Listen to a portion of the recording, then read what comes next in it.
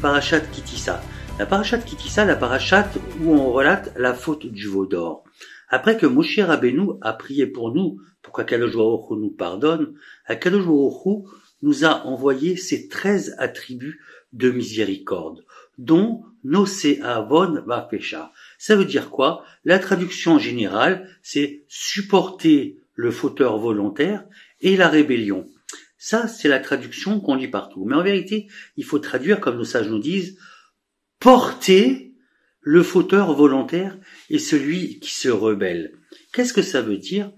Je vais raconter une petite histoire. C'est à l'époque du Rav Shach, dans les années 1950.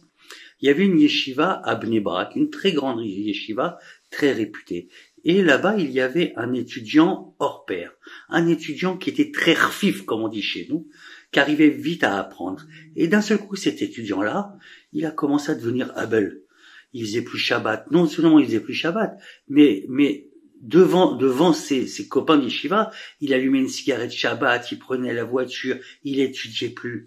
Les rabbanim de l'yeshiva, qu'est-ce qu'ils ont fait? Ils ont dit, bon, on va le renvoyer. On peut pas le garder comme ça. Ils sont partis voir le Rav Shach pour le voir exactement ce qu'il devait faire.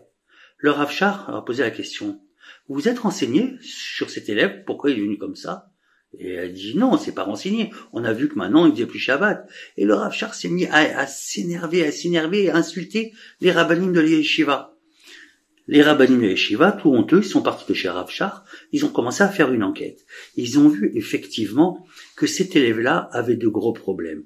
Ses parents avaient divorcé à cause de problèmes financiers, il y avait des problèmes à la maison.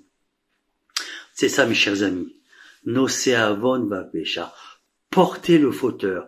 C'est-à-dire pas accuser le fauteur. Savoir pourquoi il a fauté. Comme Akadosh Baruch Hu, quand il nous a pardonné après la faute du veau d'or. Il nous a pas accablé. Il aurait très très bien nous enterrer. Pas du tout. Il nous a compris, il nous a fait pardonner. Mes chers amis, c'est exactement ça ce qu'on doit faire nous aussi avec les personnes qui s'éloignent un petit peu de la religion. Pourquoi s'éloignent-ils de la religion? Ont-ils des problèmes? Est-ce qu'on doit les aider? Vous, les parents, regardez vos enfants, pourquoi ils ont des petits problèmes. Les professeurs, regardez pourquoi les élèves ont des problèmes.